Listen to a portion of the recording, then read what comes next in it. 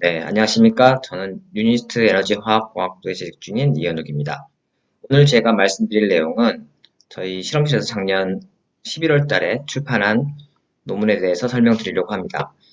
이 내용은 2차전지 음극 활물질을 계산하고자 하는 연구인데, 차세대 물질로 알려진 이런 실리콘 기반의 음극 물질을 실시간 투과전자 현미경을 이용해서 이 충전할 때의 팽창률을 계산하고 그 팽창률을 이용해서 우리가 전극의 실리콘 흑연 복합체에 얼마나 많은 양을 첨가할 수 있는지를 계산하고 전극을 디자인하는 그런 내용입니다.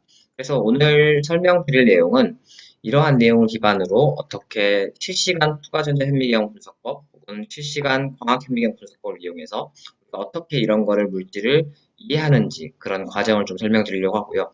또한 이러한 물질을 개발하기 위해서 필요한 내용이 일반 그 벌키한 물질에서는 이룰 수 없는 나노 구조에 갔을 때 얻어진 현상들에 대해서 좀 기대할 수가 있는데 그런 부분에 대해서 좀 설명을 드리려고 합니다. 그래서 첫 번째로 먼저 그 나노 과학이 우리 일상생활에 어떤 기여를 했는지에 대해서 좀 설명을 드리고 그리고 특별히 얘기를 나가면서 논문의 얘기를 하도록 하겠습니다. 첫 번째로 나노 과학 및 기술에 대해서 설명을 드리면 우리가 다 알다시피 이 나노 과학, 나노 기술은 보통 엄청 작은 단위를 다루는 과학입니다. 우리가 흔히 알다시피 나노미터라는 것은 10의 마이너스 9승 미터이기 때문에 굉장히 작은 사이즈고 이걸 조금 더 우리 현실적으로 생각해 보자면 골드 원자재 같은 경우 1나노미터의 3분의 1 정도 되는 크기를 말하고 있습니다. 그리고 또한 우리 사람의 머리카락이 대략 50 마이크로 혹은 5만 나노미터 정도의 두께를 가지고 있는데요. 우리가 일반적으로 머리카락을 봤을 때 굉장히 가늘다고 느끼는데 그 가능 두께가 사실적으로 한 5만 나노미터. 그러니까 실제로 꽤 나노미터 기준에서는 굉장히 큰 그런 단위라고 볼 수 있죠. 그리고 또한 우리가 우리 손톱이 매일 자라는데 이 손톱이 1초당 1나노미터 정도로 굉장히 천천히 자랍니다. 그래서 굉장히 눈에 보이지 않는 그런 움직임들이 나노미터 사이즈로 이제 알 수 있는 거고요. 이러한 나노미터, 나노 스케일이 어떤 특징이 있느냐. 굉장히 작은 사이즈로 가면 갈수록 원자 단위, 분자 단위에 가까워지기 때문에 우리가 흔히 알고 있는 이런 특성과 다른 그런 현상을 좀 기대할 수 있습니다. 그래서 그런 다른 현상들이 실질적으로 새로운 물질, 새로운 기술 개발을 할 때 응용을 하면 굉장히 좋은 또 새로운 그런 현상을 기대할 수 있기 때문에 그래서 이런 나노 물질을 가지고 나노 기술을 가지고 우리가 사용하고자 하는 응용 분야에 어떻게 잘 사용할지에 대해서 사람들이 많이 얘기를 하고 있습니다. 그래서 이제 가장 대표적인 경우를 보자면 IT 분야를 들 수 있습니다. 인포메이션 테크놀로지 쪽을 들 수 있는데 우리가 흔히 사용하고 있는 컴퓨터 혹은 스마트폰 이런 데 들어가는 가장 많이 쓰이는 메모리라든지 뭐 이런 CPU에 들어가는 이런 소자들이 예전에 처음 개발됐을 때 이렇게 1947년에 베일랩에서 개발됐을 때만 하더라도 굉장히 큰 사이즈의 소자가 이용이 됐었습니다. 이렇게 트랜지스터를 구성을 했고요. 이걸 가지고 이제 사람들이 컴퓨터를 만들거나 할 때 작은 사이즈 안에 많은 용량을 갖게 하기 위해서 굉장히 많은 기술들을 집적함으로써 여러 가지 칩들을 고용량을 만들고 있습니다. 그래서 게이트 사이즈가 뭐 2003년도에는 90나노미터, 혹은 2005년도에는 65나노미터 이런 식으로 점점 작아지게 만들고 있고요. 이렇게 줄어들음에 따라서 일정 특정 사이즈 안에 굉장히 많은 용량을 담게 되고 그러한 특징을 가지고 우리가 거기서 발생하는 나노 기술들이 또 굉장히 많이 발전을 했습니다. 그래서 그러한 개발을 있는 분야가 될 수 있고요. 또 두 번째로 이러한 개발이 뭐 1947년도에 비해서 굉장히 많이 발전을 했는데 이게 실질적으로 우리 삶의 컴퓨터라든지 노트북이라든지 스마트폰에 굉장히 많이 이용이 되고 있고 그러면서 또한 비슷한 이유로 이렇게 IT 분야뿐만 아니라 그 배터리 혹은 이렇게 에너지 저장 소재, 저장 장치에 대한 발전도 될 수 있는데요. 이 배터리 같은 경우도 어느 정도 발전을 꾸준히 하고 있습니다. 그래서 우리가 실제로 쓰고 있는 일반 자동차용 배터리라든지 혹은 카메라 뭐 이런 포터블한 스마트 기기에 어떻게 잘 쓸 것인가 혹은 요새는 이런 걸 가지고 더 많은 용량을 가진 배터리를 이용해서 전기차까지 운영을 하는 그런 어, 운용처를 찾고 있습니다. 그래서 그런 부분들을 어떻게 쓸 것인가에 대해서 사람들이 연구하고 있는데, 그러기 위해서 가장 중요한 게 이 용량이 얼마나 가질 수 있을까, 이런 거에 대해서 생각해 보게 됩니다. 그래서 단적인 예로 비교를 해보자면, 아까 보여드렸던 ITS였던 소자들이 가진 특성의 향상 속도와 배터리가 가지는 향상 속도를 비교해 볼 수 있습니다. 흔히 반도체에서는 무어의 법칙이라는 걸 많이 얘기를 합니다. 그래서 무어의 법칙을 뭐 예를 들면, 이렇게 뭐 2년에 2배 혹은 18개월 동안에 2배의 그런 향상 속도를 갖는다. 그래서 뭐 한 몇십 년 지나면은 굉장히 많은 양이 향상을 갖는다라는 얘기를 하고 있는데요. 배터리 분야는 약간 다릅니다. 배터리 분야 같은 경우는 이렇게 향상 속도가 굉장히 느려서 이렇게 100년 정도 기간인데요. 100년 정도 기간을 가지고 봤을 때도 거의 용량 향상이 일어나지 않고 꾸준히 정체되어 있는 것처럼 보입니다. 하지만 실질적으로 살짝 조금씩 향상하고 있는데요. 실질적으로 뉴욕타임즈에서 보도한 보도 자료를 조금 더 인용해 보자면 1995년도에 뉴욕타임즈 얘기하기를 배터리가 발전하기 위해서는 항상 화학적으로 제한이 따른다, 이런 얘기를 했습니다. 그러니까 배터리 성능은 화학 반응에 제한이 되기 때문에 향상할 수 없다, 이렇게 생각을 했는데요. 이렇게 얘기를 1995년도 했지만 6년 뒤에 2001년도에 또 새로운 얘기를 합니다. 배터리 분야의 발전은 빙하의 이동 속도와 같다. 그러니까 굉장히 천천히 이동을 한다, 발전을 한다, 이런 얘기를 하고 있습니다. 실질적으로 이걸 보면 150년 동안 4배 정도 에너지 덴시티가 증가했기 때문에 사실 엄청나게 작게 증가를 하게 보이는 겁니다. 그래서 이게 실질적으로 뭐 반도체 이런 산업에 비해서 굉장히 느려서 발전을 거의 못하는 것처럼 보이는 거 아닌가 싶은데, 그래도 조금씩 발전하고 있고, 발전하는 계기가 굳이 똑같은 배터리 시스템은 아니지만 압축전지라든지 니카드 전지라든지 리튬이온 전지라든지 배터리 종류는 조금씩 바뀌지만 그래도 조금씩 향상을 하면서 어떻게든 발전을 하고 있습니다. 그래서 이 현재 최근의 트렌드 발전을 좀 더 살펴보자면 최근에도 계속 발전하고 있습니다. 예를 들어서 1990년도부터 발전하는 계기에서 니카드 전지를 시점으로 해서 니켈, 수소 전지 혹은 리튬이온 전지로 꾸준히 발전하고 있고요. 이 발전 속도가 조금 더 요즘을 기초해 보자면 10년에 대략 2배의 에너지 밀도가 향상되고 있다라고 할 수 있습니다. 그래서 현재 20년을 바라보는 기점에서 봤을 때 사실 이 정도의 에너지 밀도를 채우지는 못했는데요. 저희가 봤을 때 한 500 혹은 600, 700 와트 아워 퍼 리터, 리터당 한 700 와트 아워 정도를 다다르기 위해서 현재 전진하고 있습니다. 그래서 현재 이런 500, 600, 700 정도의 에너지 밀도를 갖는 게 약간 도전적인데요. 이거를 어느 정도 많이 구현을 하고 있고 조금 더 향상하기 위해서 노력을 하고 있습니다. 생각을 해봤을 때 이 정도의 에너지 밀도를 얻긴 했는데 과연 800, 900턴 이 정도까지 우리가 할 수 있을까? 이런 부분에 대해서 아직 의문점이 있습니다. 그래서 이 부분을 어떻게 향상할 것인가? 그 전략에 대해서 좀 생각해보고 그러한 부분을 우리가 나노 구조를 가지고 어떻게 좀 접근해 볼 것인가? 그런 얘기를 오늘 나누고자 합니다. 일단 배터리가 그럼 어떻게 생겼을까를 조금 생각해 볼 필요가 있는데요. 리튬이온 전지 같은 경우 일단 배터리 구조가 이렇게 원통형 셀 같은 경우 이렇게 생겼고요. 이거 내부를 하나하나 뜯어보면 어떻게 생겼는지 한번 살펴봅시다. 봤을 때 이 내부를 단면을 쳐서 본다고 했을 때 보면 이렇게 뭔가 두루마리 휴지가 말리듯이 이렇게 뭔가 말려있는 형태를 볼 수 있습니다. 그리고 이게 말려있는 형태를 조금 더 자세히 확대해서 보자면 여기 보이다시피 구리 집전체와 음극 활물질, 그리고 분리막, 양극 활물질, 알루미늄 집전체 이렇게 있습니다. 그래서 양극과 음극이 있고 그 사이에 분리막이 막고 있는 이런 현상을 가지고 있습니다. 그래서 우리가 보통 충전하거나 방전을 할 때 리튬이온이 한쪽에서 다른 한쪽으로 이동을 하게 되고 다른 한쪽에서 또 반대쪽으로 이동하게 되는 그런 구조를 가지고 있습니다. 그리고 이 양극 활물질과 음극 활물질도 조금 더 확대해서 보면 네, 음극 활물질은 보통 흑연이라는 물질이 사용되고 있고요. 양극에서는 현재는 보통 리튬 코발트 옥사이드 혹은 관련해서 비슷한 리튬 전이금속 산화물 계열을 쓰고 있습니다. 그래서 이렇게 알갱이들이 무수한 수의 알갱이들이 이렇게 모여 있는 구조를 가지고 있고요. 이 흑연과 리튬 코발트 산화물이라는 것을 한 번 더 확대해서 바라보면 이 입자 사이에 정말 원자 배열 혹은 분자 단위에서의 구조를 보면 흑연 같은 경우도 이렇게 탄소 원자들이 층상형을 이루고 있고요. 리튬 코발트 산화물 같은 경우도 코발트 산화물과 리튬이 이렇게 층상형으로 이루고 있습니다.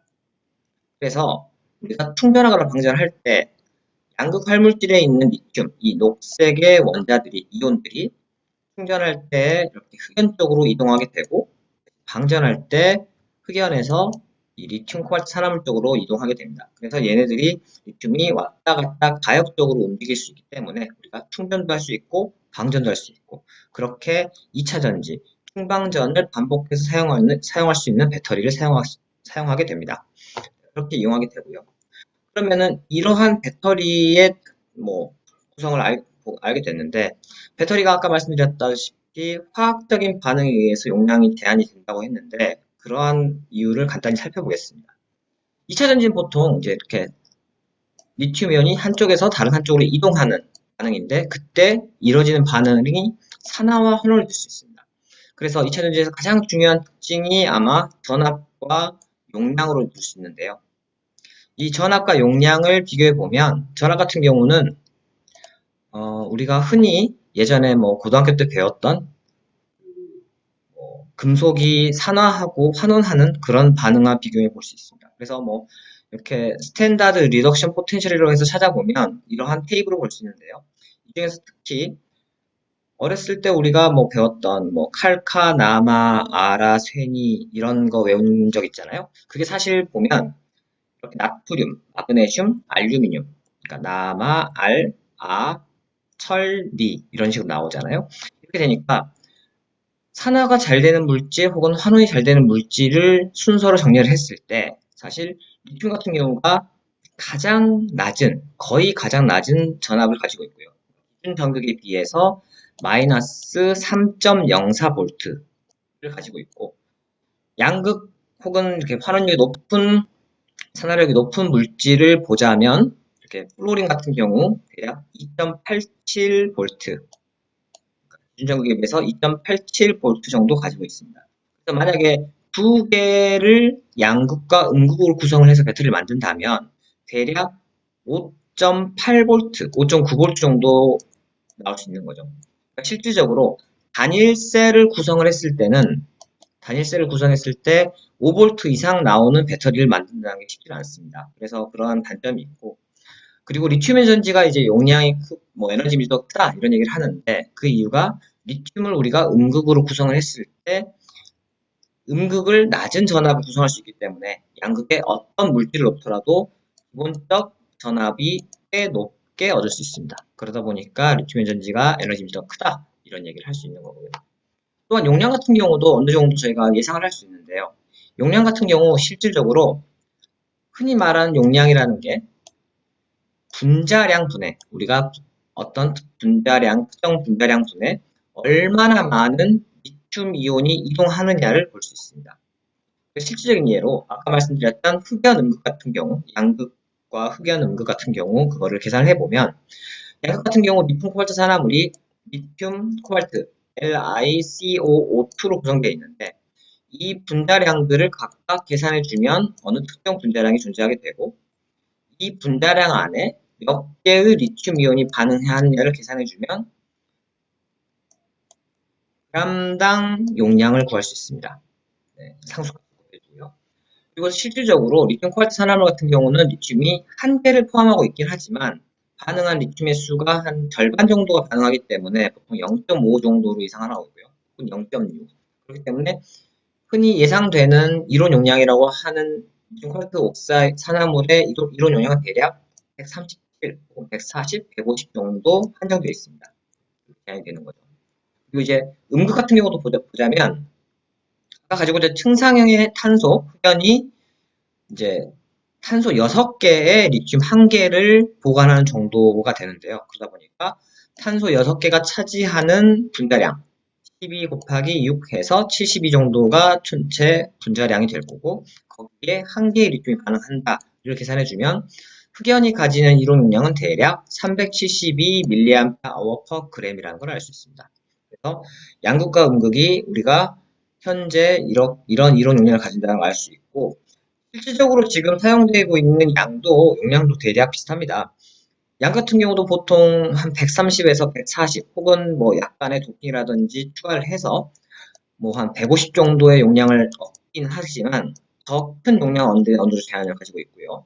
흑연 같은 경우도 이 이론량을 기반으로 해서 대략 한 350, 360 정도의 용량을 현재 얻고 있어서 어느 정도 이론 용량 면에서는 그 실제 용량이 이론 용량에 어느 정도 거의 다 다다랐다고 볼 수 있습니다. 그렇기 때문에 더 큰 발전을 위해서는 좀 새로운 물질을 찾아야 되지 않을까 이런 생각을 하게 되고, 그러면서 나온 물질이 실리콘이라는 물질을 쓸 수 있습니다. 실리콘 같은 경우는 실리콘 한 개, 실리콘 원자 한 개가 평균적으로 리튬 3.75개와 반응을 하기 때문에 실리콘 원자량 28에 리튬이 3.75개 반응한다고 해주면 대략 3,578mAh/g의 이론 용량을 기대할 수 있습니다.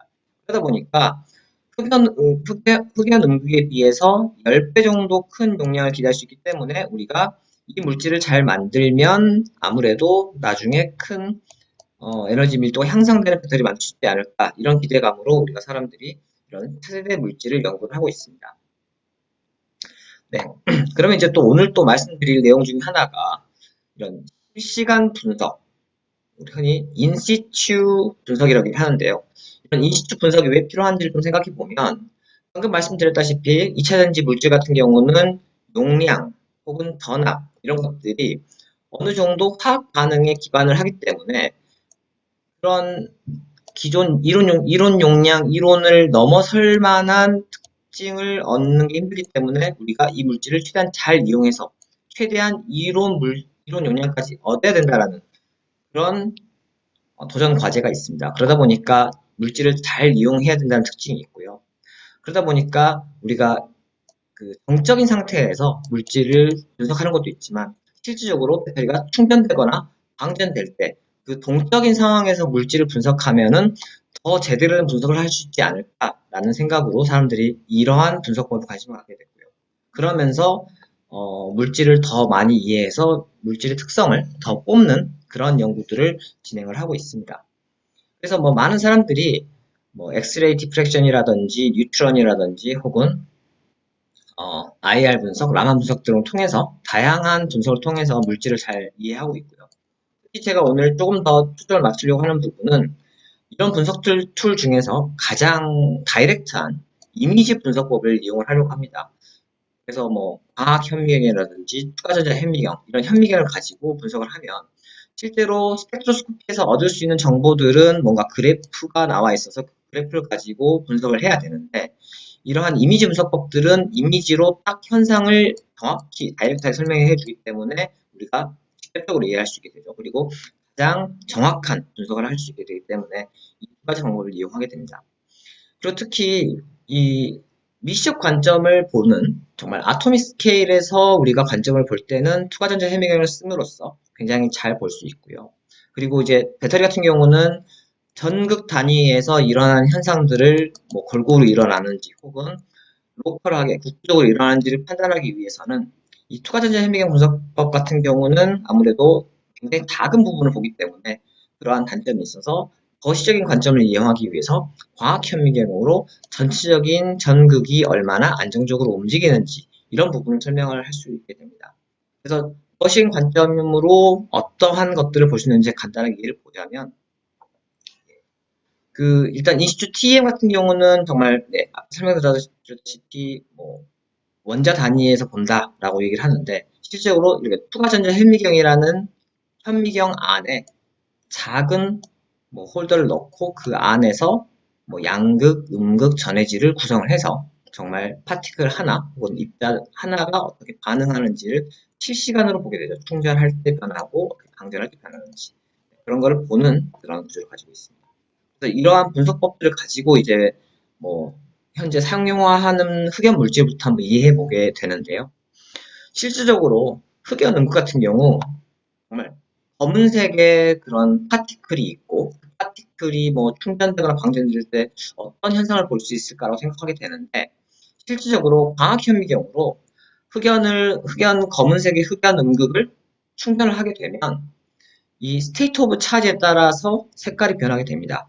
그 색깔이 당연히 그 방전된 상태에서는 검은색을 띠게 되는데 점점 충전하게 따라서 빨강색, 붉은색으로 변하기도 하고 혹은 완전히 충전됐을 때는 금색, 노란색으로 변하게 됩니다. 그래서 이러한 색깔 변화가 어떻게 일어나는지를 좀 생각해 보게 되는데요. 특히 우리가 흔히 알고 무역 시간에 배운 내용이다시피 어떤 물질이 색깔을 띠게 될 때의 그 색깔은 이 물질이 흡수하는 파장대에서 보색이 색깔을 우리가 눈에 띈다 이런 얘기를 하는데 그 입장을 생각해 보면 우리가 검은색, 보라색, 이렇게 금색을 봤을 때 실질적으로 이 보라색이 보이는 영역은 사실 이 물질이 노란색 파장을 흡수하는 영역이 될 것이고 실질적으로 노란색이 보이는 영역에서는 보라색이 파장을 흡수하는 영역이 될 것입니다. 그러다 보니까 실질적으로 배터리가 충전할 때, 이 흑연 음극이 충전할 때의 파장은 점점 높은 파장에서 단파장으로 변한다. 그러니까 리튬 이온이 이 슬랩 사이 안에 들어갈 때 점점 파장의 간격은 짧아진다는 걸 확인할 수 있습니다. 그러면 이렇게 짧아지는 내용을 가지고 이러한 특징을 가지고 우리가 어떻게 이해해 볼 수 있냐라고 생각해 보면 아까 말씀드렸던 배터리가 이렇게 음극 집전체와 양극 집전체가 있고 음극 활물질, 양극 활물질이 있어서 옆에서 얘네들이 충방전되는 걸 봤을 때 현상을 보자면 어떻게 변하는지를 짐작할 수 있습니다. 그래서 흑연 음극이 이렇게 증상형이 있고 이때에 리튬 이온이 양극에서 이쪽으로 넘어오게 되면 아마 이렇게 있을 때 여기를 이렇게 들어오게 되면 아마 색깔이 변할 겁니다. 그래서 현재 여기 보시는 이 하얀 부분이 분리막이 될 것이고 여기가 지금 흑연 음극 그러니까 이 부분을 저희가 관찰하고 있습니다. 이제 충전을 해주면 다음과 같이 충전이 시작되면 분리막에서부터 리튬 이온이 들어가면서 다음과 같이 금색으로 쭉 변하게 됩니다. 그래서 다시 한번 보자면 분리막에서부터 안쪽으로 금색의 색깔이 점점 안으로 변하는 것을 볼 수 있습니다. 이렇게 앞에서부터 들어오게 됩니다. 차근차근 들어와서 앞에서부터 점진적으로 이게 리디에이션이 일어나는 것을 볼 수 있고 그럼 방전 같은 경우도 이게 이렇게 차 있는 색깔이 이렇게 점진적으로 빠질 거라고 예상이 되지만 실질적으로 방전을 시켜보면 이게 처음에 약간 점진적으로 빠졌다가 동시에 빠지는 것을 볼 수 있습니다. 다시 한번 더 보여드리면 살짝 빠졌다가 전체적으로 한 번에 빠지는 걸 볼 수 있습니다. 그래서 이렇게 충방전이 비가역적으로 보이는 이런 현상을 조금 더 정리를 해보면 실질적으로 충전될 때와 방전될 때의 그 스테이트 오브 차지에 따른 이 색깔 변화를 스테이트 오브 차지에 따른 변화를 찍어봤더니 우리가 흔히 말하는 다화성을 띠는 물질들이 가지는 히스테시스가 배터리 충방전에서도 어느 정도 충전과 방전에서의 히스테시스 갭을 보이게 된다라는 것을 확인할 수 있게 되었고 이렇게 생각해보면 방전 같은 경우는 사실 쉽게 일어나기 때문에 우리가 조금 더 아마 상대적으로 큰 전류 밀도를 뽑아내는 데는 도움이 되지만 이 충전할 때 그러니까 우리가 배터리를 빨리 충전하고 싶지만 사실 그게 쉽지 않다라고 보통 알려져 있는데 충전할 때는 아무래도 이 분리막의 계면서부터 점점 이 속도가 제한이 되기 때문에 그래서 속도 충전이 많이 어려운 게 아닌가라는 생각을 할 수 있습니다. 그래서 이렇게 실시간 분석법을 가지고 우리가 키네틱을 대해서 생각해 볼 수 있는 그런 연구도 할 수 있습니다. 그리고 이제 차세대 물질로 알려져 있는 실리콘 같은 경우도 이렇게 다양한 실시간 분석법을 이용할 수 있는데요.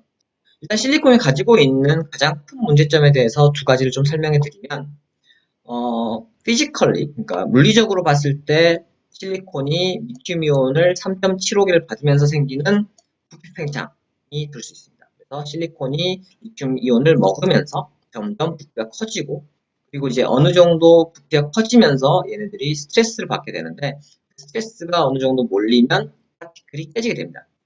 깨지게 되면 그 다음에는 파티클 간의 컨택이 떨어지기 때문에 이 입자에서 다른 입자로 전자가 흐르지 못하기 때문에 이 흐르지 못한 전자는 용량 끼기를 못하고 점점 용량이 떨어지게 됩니다. 그래서 그런 걸 향상하기 위해서 뭐 파티클 깨지는 걸 막기 위해서 나노 파티클을 쓰거나 이렇게 사용을 하는데요. 나노 파티클 같은 경우도 충방전할 때 했을 때 부풀고 방전했을 때 다시 줄어드는데 이 줄어드는 게 뭐 바인딩 효과가 좋지 못하면 아마 이렇게 파티클 간의 간격이 떨어지게 될 겁니다. 그렇게 되면 파티클 간의 컨택 레지스턴스, 컨택 저항이 커지게 될 거고요. 그렇게 되면 결국 온도가 올라가기 때문에 이렇게 셀이 폭발하게 되는 그런 위험을 가질 수 있습니다. 그리고 또한 화학적인 문제도 하나 발생하는데요. 화학적인 문제라고 하면 우리가 배터리 음극 활물질 같은 경우 전해 액과 안정하게 커버가 되지 않아서 그 음극 활물질 표면에 이렇게 솔리드 일렉트로라이트 인터페이스라는 SEI 레이어를 형성하게 되는데요. 이게 팽창을 많이 안 하는 경우에는 이게 SEI 레이어가 안정하게 유지가 되는데 실리콘 같이 팽창을 크게 하는 경우에는 SEI 레이어가 생겼다가 다시 줄어들 때 이 SEI 레이어는 굉장히 유연성을 갖지 못하기 때문에 쉽게 깨지게 됩니다.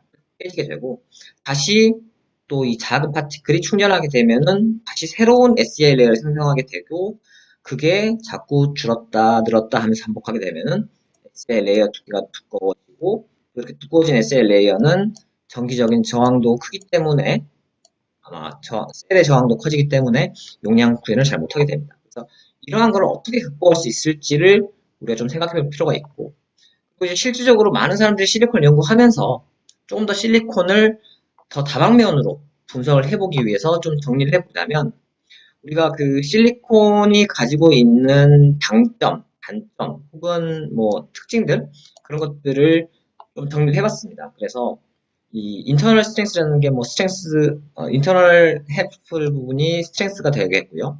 그리고 인터널 뭐 약점이 있을 수 있을 것이고 그리고 이제 기회 익스터널리 도움이 되는 부분들은 아마 오퍼튜니티로 표현될 것이고 또그 위협적인 부분도 아마 이렇게 해서 수확을 나타낼 수 있을 건데 우리가 다 알다시피 실리콘 같은 경우는 정말 내추럴리 자연적으로 풍부한 원소라고 알고 있기 때문에 가격이 쌀 거라고 생각을 합니다.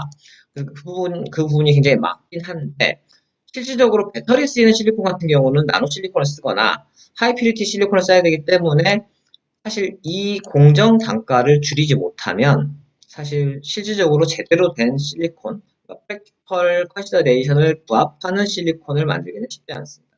그래서 그런 부분을 어떻게 향상할 수 있을 것인가 고민할 게 필요하고 또한 우리가 뭐 알다시피 용량이 크다라는 장점이 있는데 이 용량이 큰 부분이 실질적으로 그러니까 그래비메트릭 캐패시티가 큰 부분이 볼륨 캐패시티 정말 영향을 있을 것인지 그런 것도 고민을 해봐야 됩니다. 예를 들면 실질적으로 매스 로딩이 작은 그런 뭐 시스템 같은 경우 우리가 음극 활물질을 많이 넣지 않고도 뭐 용량이 잘 나온다. 그래서 그렇게 생각해 보면 실질적으로 셀 개념에서 봤을 때는 이게 충분치 않는 거죠. 그러다 보니까 이 하이 그래비메트릭 캐패시티를 가짐에도 불구하고 제대로 된 양을 넣지 못해서 제대로 못 쓰면은 도움이 안 되기 때문에 이런 부분을 어떻게 향상할 수 있을 것인가를 생각해 보게 됩니다. 그래서 우리 실질적으로 이 단가, 이 내추럴 어반던스한 거를 진짜 단가를 살리기 위해서 어떻게 얘네들을 정말 잘 어느 나노 사이언스를 어떻게 잘 쓸 것인가를 고민해 봐야 되고 또한 공정을 어떻게 조금 더 저렴하게 가급적이면 뭐 있는 현상 뭐 자연에서 얻을 수 있는 물질을 그대로 쓸 수 있게 할 것인가 그런 부분에 대해서 생각을 해봐야 됩니다. 그래서 실리콘 같은 경우도 이게 굉장히 뭐 충방전이 가역적으로 일어나지 않는다 이런 부분들을 실시간 과학 현미경 분석법을 가지고 우리가 이해해 볼 수 있는데요.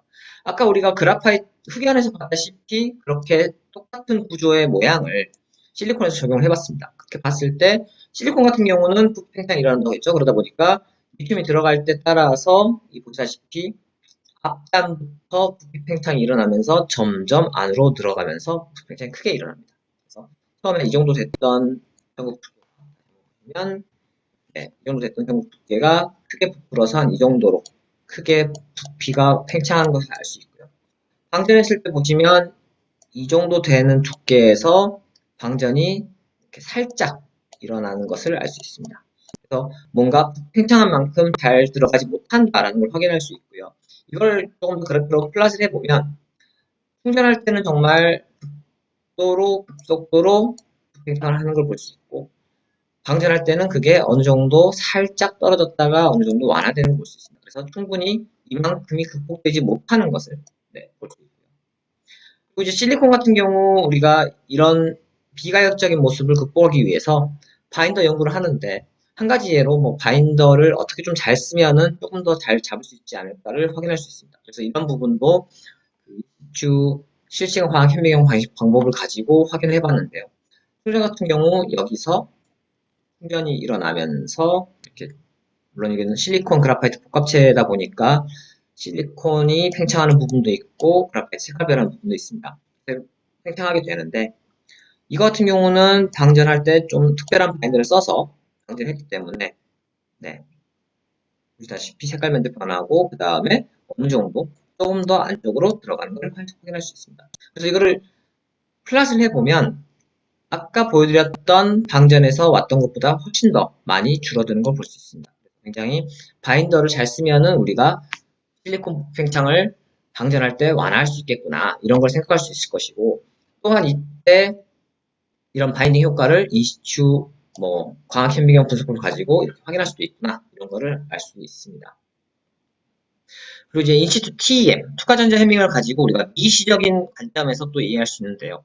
실리콘 같은 경우 우리가 아까 말했듯이 팽창이 그럼 어떻게 일어날 것인가를 보면 이렇게 실리콘 나노 와이어가 있을 때 이 나노 와이어를 팽창을 시켜보면 실리콘 색깔은 조금 더 무거운 원자를 가지고 있기 때문에 EA 딥 실리콘보다 무거운 원자를 가지고 있기 때문에 이렇게 좀 어두운 색이 점점점 줄어들게 되고 그리고 리튬이 점점 달라붙으면서 확실히 리튬이 달라붙는 간격이 점점 커지는 것을 볼 수 있습니다. 그래서 뭔가 얇은 실리콘 나노 와이어가 점점점 두꺼워지는 그런 걸 볼 수 있고 또한 아까 말씀드렸듯이 이렇게 파란 박스를 보시면 큰 입자가 있을 때 이 큰 입자가 미디에이션이 됨에 따라서 점점점 부풀어 오르는 걸 볼 수 있습니다. 그러다가 어느 임계점이 다다르면 이제 스트레스가 집중이 돼서 여기서 파티클 크랙이 생기고 네, 지금 여기 생기고 이렇게 떨어져 나가는 이렇게 깨지는 현상을 볼 수 있습니다. 그래서 실리콘이 부풀고 깨지고 이런 현상을 가지고 우리가 어떻게 이해할 것인가를 생각해 보게 되고요. 그리고 또 하나 재미있는 연구가 2011년도에 이치구에서 발표된 논문 중에 하나가 실리콘이 가지고 있는 결정면이라는 게 있습니다. 크리스탈 오리엔테이션이 있는데 그래서 100, 110, 111 이런 다양한 결정면이 있는데 결정면에 따라서 그러니까 100 결정면을 가진 나노필러, 110 결정면을 가진 나노필러 이런 각각 다른 나노필러를 가지고 충전을 시켜봤더니 재밌는 현상이 생겼습니다. 이때 뭐 100 같은 경우는 부풀 때 뭔가 십자가 모양으로 부푼 걸 확인하게 되었고 110 같은 경우는 뭔가 이렇게 타원형 모양 그리고 111 같은 경우는 그냥 동그랗게 부푸는 걸 확인할 수 있어요. 이게 왜 이렇게 부푸는지를 조금 생각을 해봤더니 이 100 나노필러가 가지는 결정면들이 이렇게 110 방향이 이렇게 4개가 있는 것을 알 수 있습니다. 그리고 타원형 부품 110 같은 경우는 110 결정 방향이 여기와 여기가 이렇게 있고요. 그러다 보니까 실리콘이 팽창할 때 보통 110 방향에 따라서 팽창을 하는구나 이런 걸 알 수 있게 되고 그러면 이게 왜 110이 조금 더 잘 될까를 생각해 보면 원자 배열이 100 방향과 111 방향 같은 경우 실리콘의 원자 밀도가 꽤 높습니다. 그러니까 아무래도 리튬이 반응하기가 좀 쉽지가 않을 것이고 110 같은 경우는 이렇게 그 원자 밀도가 낮기 때문에 조금 더 리튬이 쉽게 닿을 수 있는 공간을 더 배열을 해주는 거죠. 그러다 보니까 110으로 조금 더 편하게 팽창할 수 있는 공간을 주는구나 라는 걸 알 수 있습니다.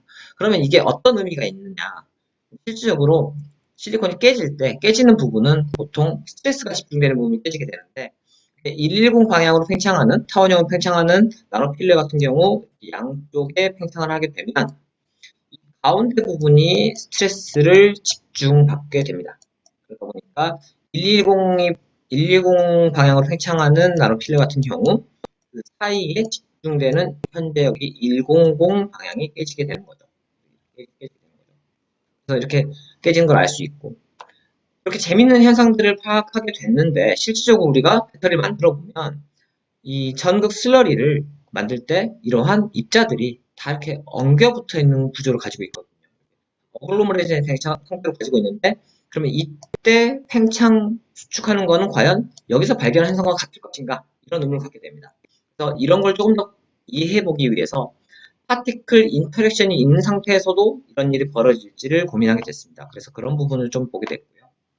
그래서 저희가 샘플을 나노필러를 조금 더 뭔가 파티클 인터랙션을 가질 만한 시스템으로 한번 준비를 해봤습니다. 그래서 이 나노필러 같은 경우 110 나노필러를 가지기 때문에 아까 보여드렸던 양쪽으로 타원형 모양으로 팽창하게 되는 구조를 가지고 있는데요.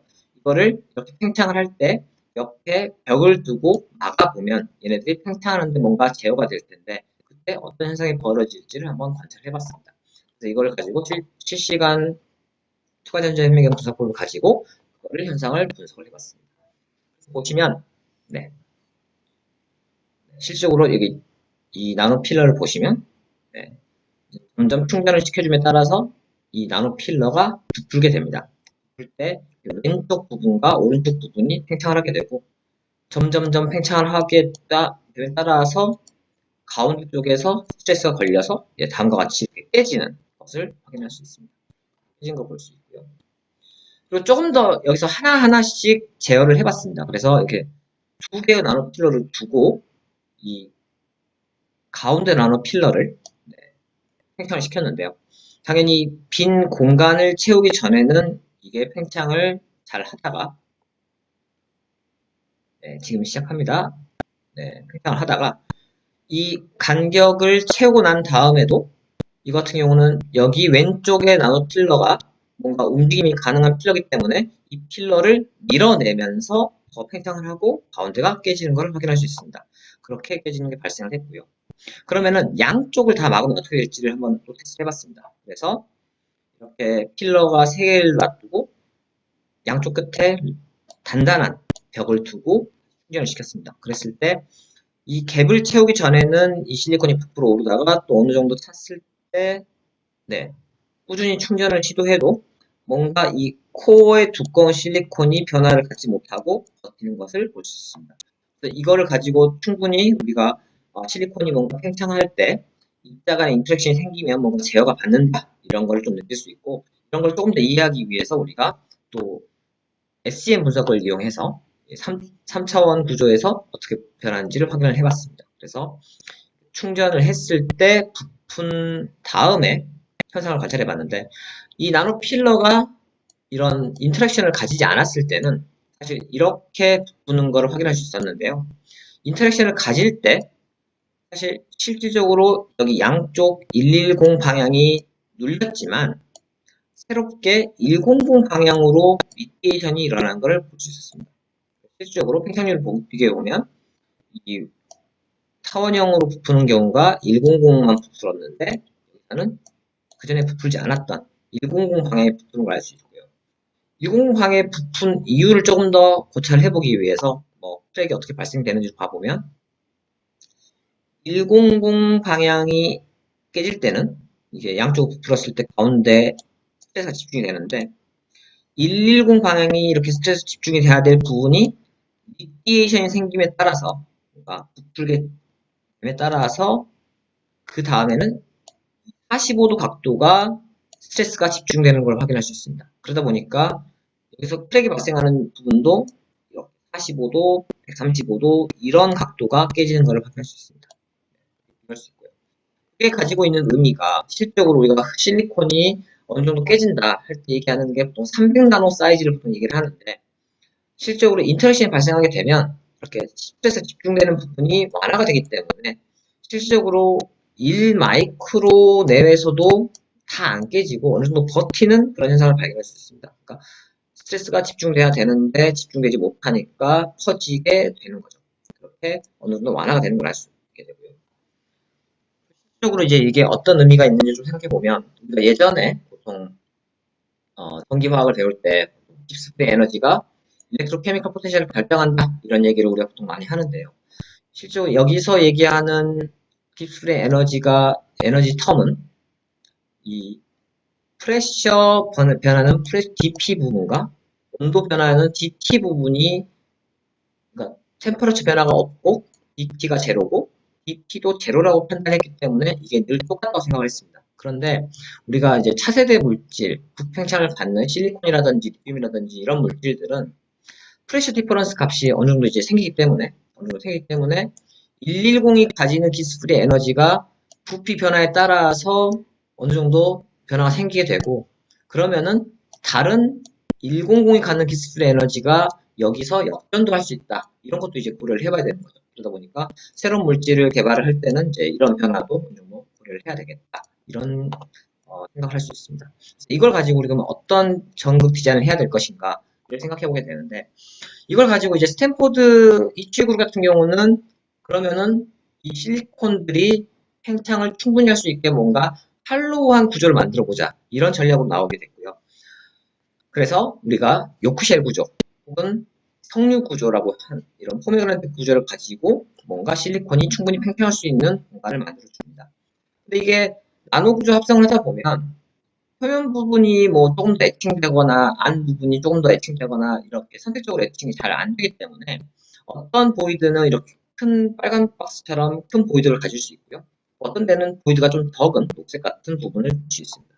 그래서 이렇게 되다 보면 보이드가 많은 부분은 우리가 실리콘이 팽창할 때 충분히 팽창하더라도 이 빈 공간들이 꾸준히 남아있죠. 그러다 보니까 공간을 충분히 활용하지 못하게 되고, 특히 이 공간이 작은 것 같은 경우는 보다시피 실리콘이 팽창하면서 공간을 다 채우고, 네, 여기 보시면 다 채우고, 그 채운 거를 이기지 못해서 카본쉘을 쪼개는, 네, 그런 효과를 얻게 됩니다. 그래서 쪼개게 되면 여기에 다시 전해액이 침투하게 되고 SEIL가 생기고 이런 게 생기기 때문에 어떻게 우리가 이걸 좀 잘 보완할 것인가, 이런 고민을 하게 됩니다.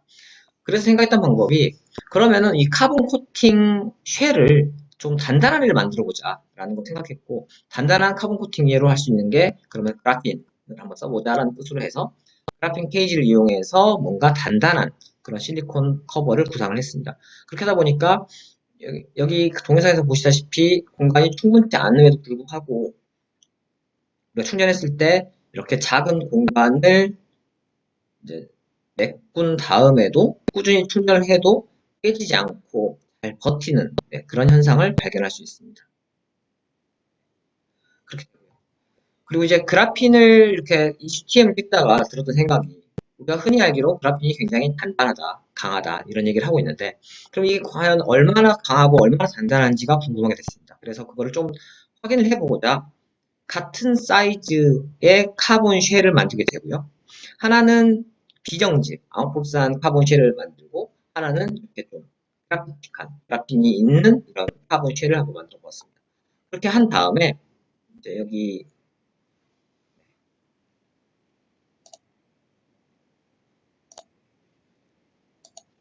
STM 팁을 가지고 이 비정질 카본을 한번 눌렀을 때, 이렇게 살짝 눌렀을 때 이 카본이 쉽게 바스락 으스러지는 것을 확인할 수 있습니다. 그리고 이제 그래피틱 카본 같은 경우도 똑같은 테스트를 해봤는데요. 이 STM 팁으로 눌렀을 때 카본 쉘이 한번 접혔다가, 지금 보시면은 굉장히 크게 접혔다가도, 변형이 크게 일어났다가도 크게 이렇게 다시 쉽게 리커버리가 되는 것을 볼 수 있습니다. 이렇게 접혔다가 붙었다가, 네, 이렇게. 그래서 굉장히 우리가 뭐 흔히 뭐 고무공처럼 쉽게 생각할 수 있는데 굉장히 플렉서블하고 근데 단단한 그런 구조를 유지하는 것을 확인할 수 있습니다. 그리고 이제 두 번째 어프로치 방법은 이제 유니스트 와서 이제 유니스트 조주표 교수님과 코옥을 하면서 했던 방법인데요. 실리콘을 이제 어느 정도 충전할 수 있는 공간을, 부피 공간을 만들어 주는데, 이거를 뭔가 복잡한 나노 공정을 하지 않고 그냥 우리가 흔히 있는 흑연 그라파이트를 그냥 잘 이용을 해보자 라는 방식을 가지고 시작하게 됐습니다. 그래서 흑연이 잘 보면은 안에 포도 많은데, 그러면 이거를 뭔가 안에 버려진 공간들을 좀 잘 사용해보면 어떨까라는 방법을 가지고 실리콘을 이렇게 CBD 코팅을 하게 됐습니다. 그래서 CBD 코팅을 했더니 실리콘 레이어가 이 흑연 최외곽층에도 코팅이 되기도 하지만 이 흑연이 가지고 있는 이 포 부분에도 받게 되어서 굉장히 그 버려지는 이런 공간을 잘 활용할 수 있다라는 걸 생각하게 되었고요. 그렇게 한 다음에 셀을 만들어 봤더니 흑연이 가지는 350 정도 되는 용량에 비해서도 500을 초과하는 용량을 갖게 되고 또 스테빌리티도 굉장히 안정적으로 이루어지는 배터리를 구상을 할 수 있었습니다.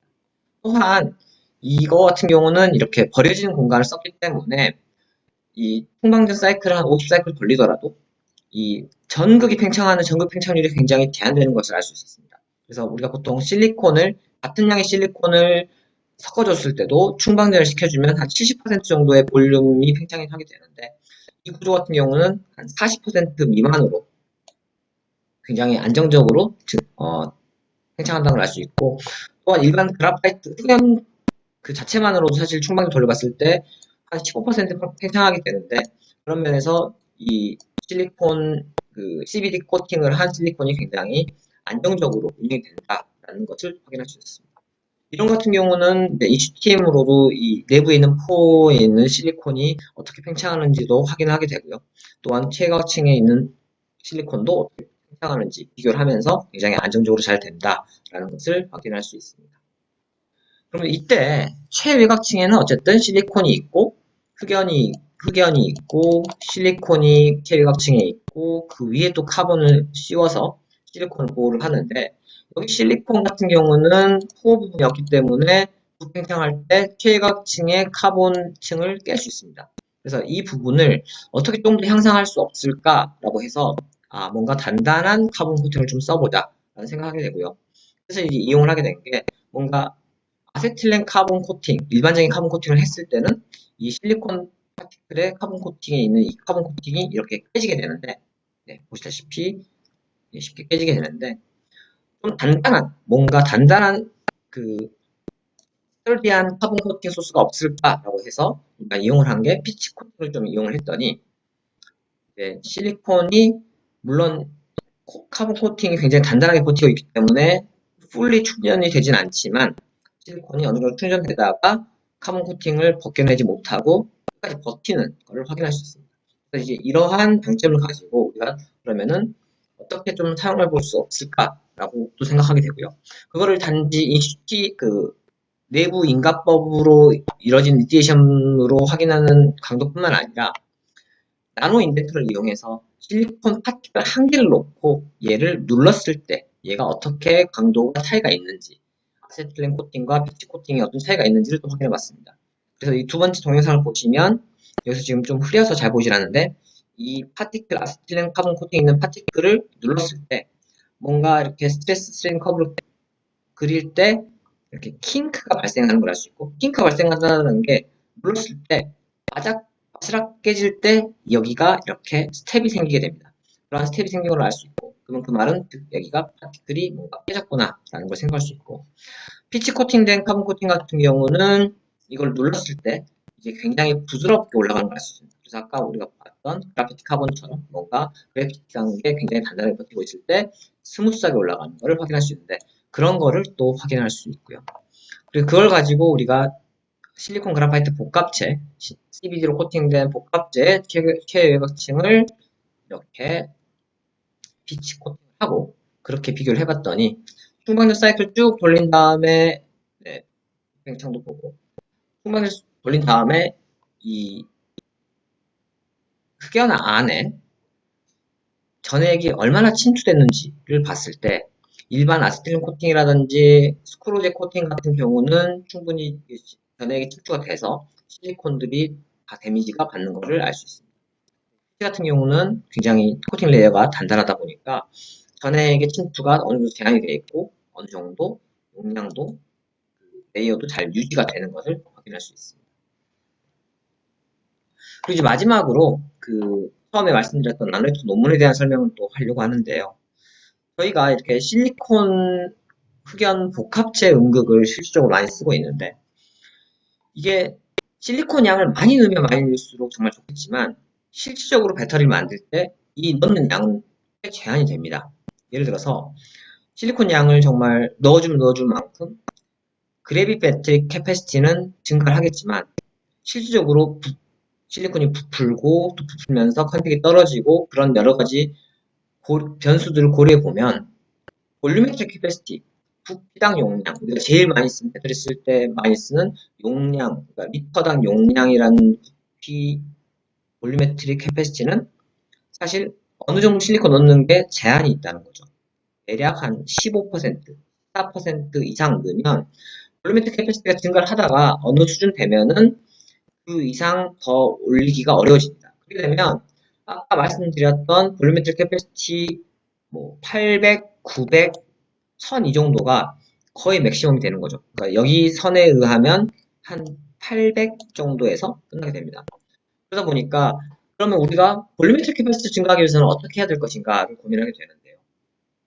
이때 이렇게 부피 용량이 어떻게 변하는지를 계산하는 식을 봐보면 다음과 같습니다. 여기 좀 그려져 있는데요. 이 팽창률과 그러니까 실리콘이 가진 팽창률과 그라파이트가 갖는 팽창률 그리고 각각의 비율들을 고려해 봐서 비율을 해보면 이 정도 선이 나오는 거죠.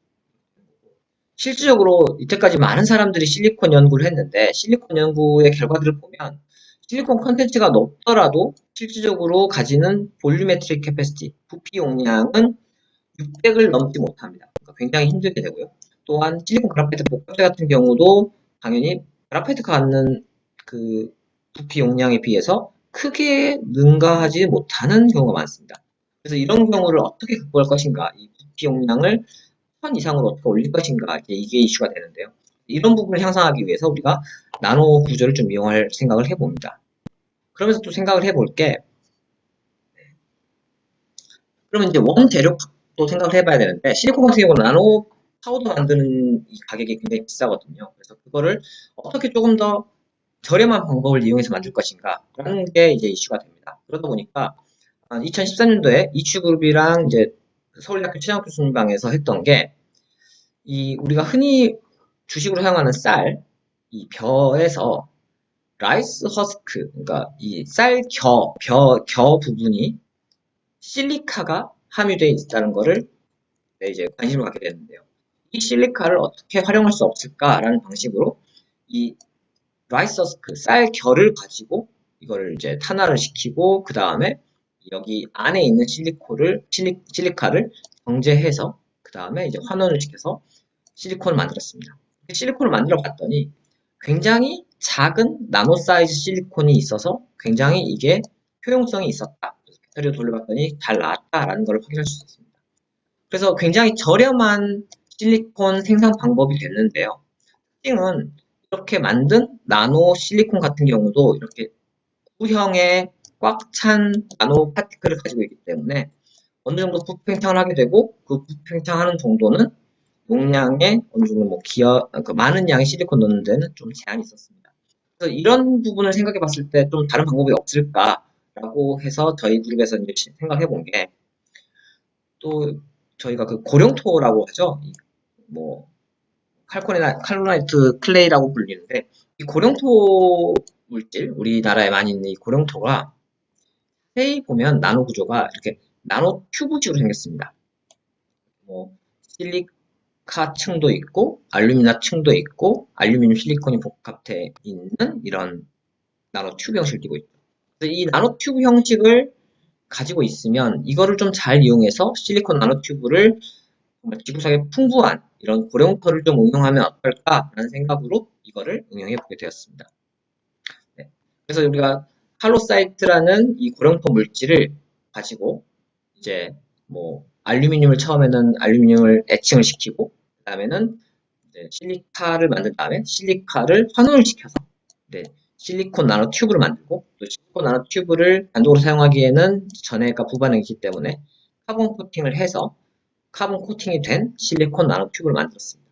그래서 만들어서 사이클 돌려봤고요. 실리콘 나노 튜브만 가지고 배터리 사이클을 돌려봤을 때 뭐 일단 카본 코팅이 된 것과 안 된 거를 비교해서 좀 테스트를 해봤는데요. 당연히 카본 코팅이 안 된 것 같은 경우는 초반 용량이 좀 나오다가 나중에 현저하게 용량이 감소가 되는 걸 확인할 수 있고요. 카본 코팅이 된 실리콘 나노 튜브 같은 경우는 용량이 뭐 일반 베어 나노 튜브보다는 조금 낮긴 하지만 그래도 용량 한 1000 정도가 꾸준히 유지되는 걸 볼 수 있습니다. 그래서 용량이 굉장히 높진 않지만 그래도 꽤 안정적인 용량을 가지고 있다는 특징을 가지고 그러면 우리가 이걸 어떻게 하면 활용해 볼까라는 생각을 하게 됐습니다. 아까 보여드렸던 그 그래프에서 뭐 이제 부팽창이 얼마 갖게 됨에 따라서 이게 얼마나 우리가 넣을 수 있을까를 계산하게 되는데, 그거를 인슈 TM을 이용해서 이 나노 튜브가 갖는 부팽창률을 계산할 수 있게 되는 거죠. 그래서 이 부팽창을 인슈 TM을 돌려봤을 때 어느 정도 팽창이 제한적으로 일어난다는 것을 보게 되고요. 그 제한적으로 일어나는 것과 일반적으로 실리콘 나노 파티클을 부팽창률을 보면, 그 나노 파티클 같은 경우는 부팽창률이 대략 한 300에서 400% 정도 그럴 수 있는데, 나노튜브 같은 경우는 당연히 안쪽으로 팽창하면서 바깥쪽으로 팽창하기 때문에 이게 대략 한 200% 미만으로 제어가 되는 것을 볼 수 있습니다. 그렇게 되다 보니까 팽창률이 줄어들게 되니까 우리가 팽창률에 따른 실리콘 컨텐츠 양을 고려해 보면, 실질적으로 한 400% 팽창하는 경우는 우리가 넣는 양을 10% 정도로 제한하게 되고, 그게 부피 용량은 800 정도 나오는 거죠.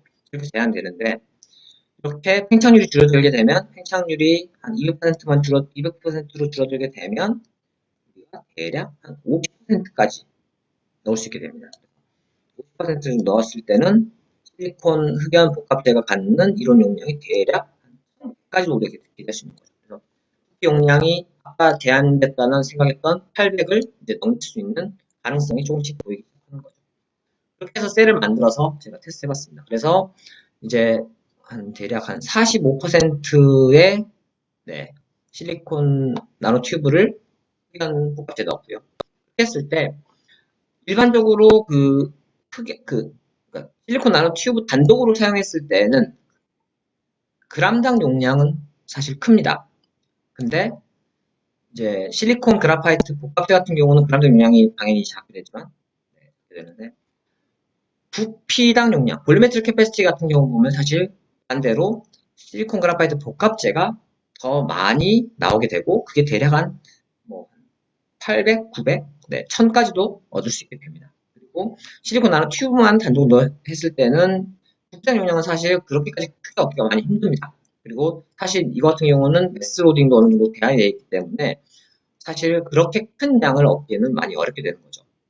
그래서 이제 대략 저희가 복합지를 써서 대략 이 정도 얻었다라는 거를 현재 뭐 대략 좀 천천히 그 CLH를 해서 돌렸을 때는 1000 가까이 나오게 되고요.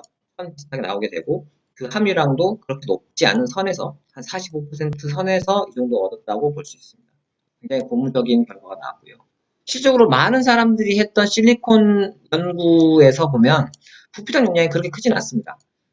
그 그람당 용량 같은 경우는 뭐 2000, 3000 얘기를 많이 하는데, 이들이 가지고 있는 부피당 용량은 어느 정도 제한적이라서 이게 그 전극을 얼마나 덴스하고 두껍게 만들었는데도 이렇게 나오느냐, 이런 부분은 또 다른 얘기가 되는 거죠. 굉장히 그런 부분이 이제 중점적으로 다뤄야 될 부분이 되겠고요. 그리고 이 실리콘 그라파이트 복합재가 가지는 용량이 사실 큰 의미가 있는데, 현재 많은 사람들이 연구하는 것 중에 하나가 여기 리튬 금속 연구가 있는데요. 그 같은 경우 리튬 금속이 뭐 그람당 용량이 뭐 굉장히 크다, 장점이 많다라고 하고 있는데, 실질적으로 메탈 같은 경우 덴드라이트 형성이 되거나 혹은 이렇게 SEI 레이어가 같기 때문에 볼루메트릭 캐패시티가 굉장히 낮습니다. 이론 용량만 보더라 하더라도 이론 용량, 리튬 메탈이 갖는 볼루메트릭 캐패시티의 이론 용량이 2000이기 때문에 사실 실제로 100% 밀도를 갖는 리튬 메탈이 제작되는 건 불가능하고요. 거의 한 50%만 된다 하더라도 꽤 성공적으로 할 수 있습니다. 근데 그 50%가 이루어진다 하더라도 그게 대략 1000mAh/cc가 되는 거죠. 그리고 실질적으로 25%의 밀도를 얻는 것도 굉장히 힘든데, 그때의 부피 용량은 500밖에 안 됩니다. 500밖에 안 되는 거고, 실제로 500이라는 거는 실리콘 그라파이트가 갖는 부피당 용량에도 꽤 그렇게 경쟁적이지 못하는 상황이죠. 실질적으로 많은 리튬 메탈 연구, 굉장히 알려져 있는 저널들에 있는 연구들이 실질적으로 볼륨메트릭 캐패시티를 계산을 해보면, 제가 해보니까 300 혹은 250, 100 얼마 이런 식으로 굉장히 낮습니다. 그래서 우리가 그람당 용량은 굉장히 크지만 부피당 용량은 뭐 이론적으로도 굉장히 제한되어 있어 보이기 때문에, 부피당 용량을 고려해봤을 때는 리튬 메탈도 좋지만 아무래도 실리콘 흑연 복합재가 다시 좀 대두돼야 되는 거 아닌가, 이런 생각을 하게 됐습니다. 그래서 이제 이 연구를 마치면서도 뭔가 실리콘 연구가 더 이루어져야 되지 않겠나 이런 생각을 하게 됐습니다. 그래서 이제 오늘 말씀드린 내용은 실리콘 응급 연구를 어떻게 좀 더 실용적으로 기할 수 있을까를 많이 생각하게 됐고요. 또한 이 실용적으로 이용하기 위해서 이 물질을 잘 이해를 해야 되는데 그 잘 이해한 툴로서 TEM과 과학 현미경을 이용해서 우리가 어떻게 물질이 변하고 어떤 한계가 있고 그런 거를 어떻게 극복할 수 있는지에 대해서 한번 생각을 해봤습니다. 본 연구는 이제 유니티에 계시는 여러 교수님과 같이 코어를 많이 했고요. 저희 학생들과 네, 많은 펀딩 소스에서 지원을 받아서 그렇습니다. 감사합니다.